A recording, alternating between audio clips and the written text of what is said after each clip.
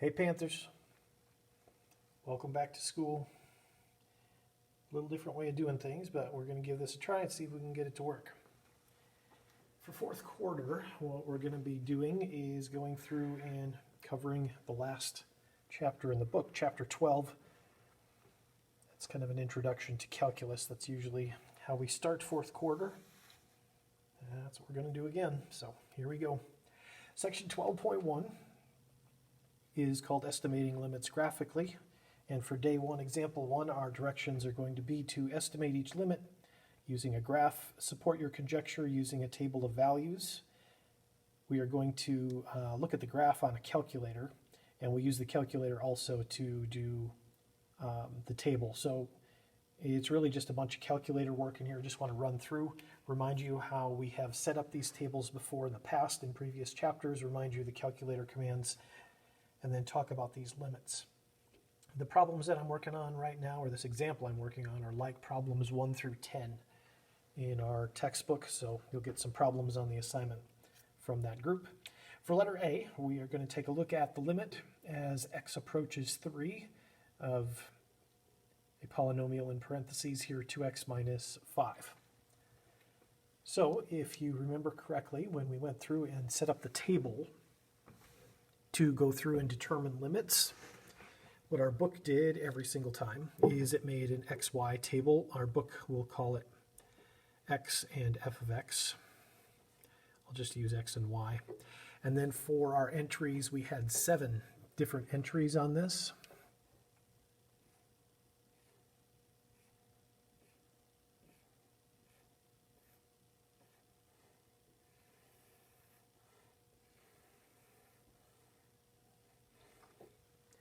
And when we filled in the x values on this table, this number that x is approaching, that went in this middle box out of these 7. So in this middle box here, I'm going to put the number 3. And then, if you remember how we went through and filled in the table at one point, to get the box right next to this center number, we're going to add 1/1000th or 0.001. So 3 plus 0.001. And in the next box, we would take the number 3 here and add 100th, so 3 plus 0.01. And then in this last one, we add a 10th. So 3 plus 0.1 would be 3.1. So those are the 3 values to the right of our center number. We want to do the same thing over to the left, except we'd be subtracting. So if we subtract 1,000th, 100th, and a 10th, these boxes would be 2.999, 2.99, and 2.9.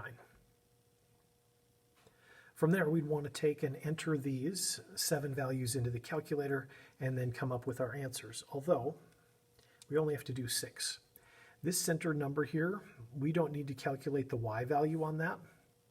You can, but we don't have to. The only thing that we're going to be using to determine the limit is what is happening on each side of this middle number. So you don't ever have to calculate that y value. Okay, let me run to the calculator here and we will plug in some values and get this all worked out. So to start with, I want to go into y equals in the upper left-hand corner. If there's anything there, you're going to want to clear that out, and we will enter in our polynomial in the parentheses. So in this case, a 2x minus 5. And then from there, we want to have the calculator tell us the y values of the corresponding x values that we just wrote down in green. But to do that, what we would like to do is have the ability to type in these x values one by one because they're not evenly spaced. So we want to go in and change the table. So table set is above window. I'm going to do second window. Right now it's on auto. I want to use the arrow buttons to go over, and we want to select the independent variable to be ask. We want that to be ask. Those are our x values, so I'll just hit enter there. So it's ask and then automatically fill in the dependent variable. Those are our y values. Now we can go to the table and type in those 6 different green values that I typed, or that I had written in on the table. So second graph will get us to table. I want to type in those 6 different values that I had in green.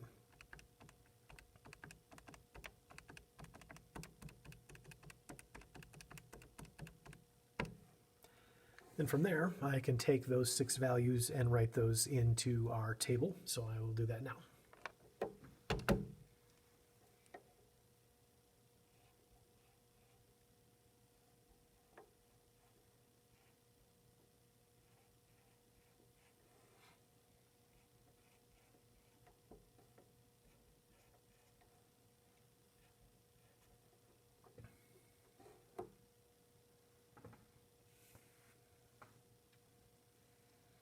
All right. Now that we have the table done, we need to make a conjecture. We need to make a guess about what we think the limit is doing on this graph. To do that, what we want to do is take a look at what is happening with the y values as our x values get closer and closer and closer to 3.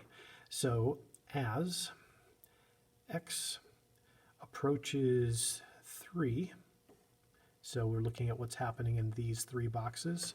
What we want to do is we want to see what f of x is approaching, what our y value is approaching. So if we take a look at these 3 values, 0.8, 0.98, 0.998, if I had to estimate where this is headed, it looks like it's getting closer and closer and closer to 1.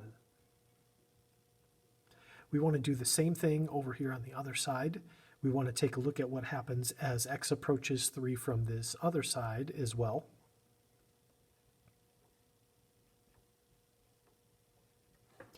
We want to see what these y values are doing. So again, we're taking a look as we get closer and closer to this x value of 3. What are the y values doing on each side? So here, when I take a look at these y values, we have 1.2, 1.02, 1.002. Looks like, again, probably these are getting really, really close to 1. The closer I get to the middle, the closer the right side of these values gets to 1.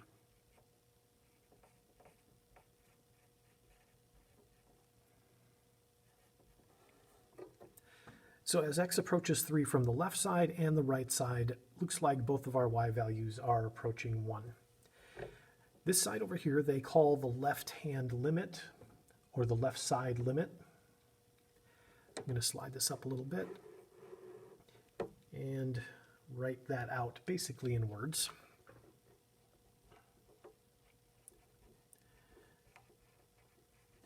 Just to get some of this notation down. The left-hand limit is, as we are looking at the limit as x approaches 3, but we are approaching from the left side. So what our book does for this is it takes and puts a little negative symbol there because we're on the left side, the smaller side of 3. We're looking at numbers that are 2.9, 2.99, 2.999. We're looking at numbers that are a little smaller than 3.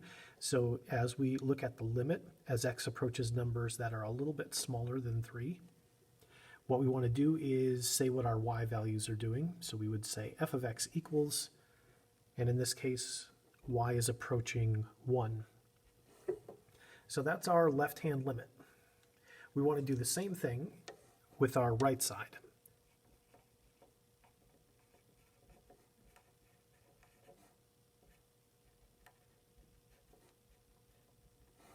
So we want to calculate our right-hand limit. So we're going to be looking for the limit as x approaches 3. But this time we're approaching 3 from numbers that are a little bit bigger, so there's a little plus here that we write in. And we want to say again what our y values are doing. So f of x in this one, when we take a look as x approaches 3 from the numbers that are a little bigger than 3, our y values are approaching 1. From there, we want to take a look at these 2 limits that we have looked at, the left-hand limit and the right-hand limit. If the left-hand limit and the right-hand limit are both approaching the same value or very close values, then the overall limit exists. So this is the left-hand limit, this is the right-hand limit, and if our values for y approach the same number or very nearly the same number, then the overall limit exists that we had up in the original problem, the limit as x approaches 3. So we have to look at the left side and the right side, and if they both approach the same number, then that limit does exist. and we can come up with our final answer. Again, let me slide that up a little bit. So we combine these two ideas together, and since our y values are approaching the same number, we can say that the limit as x approaches 3 of f of x is equal to 1. That is our conjecture. We think that when we take a look at the graph of this, when we look at the x values as they approach 3, we're going to see the graph be at a height of 1 on either side of 3. I'm going to do the graph in the next video.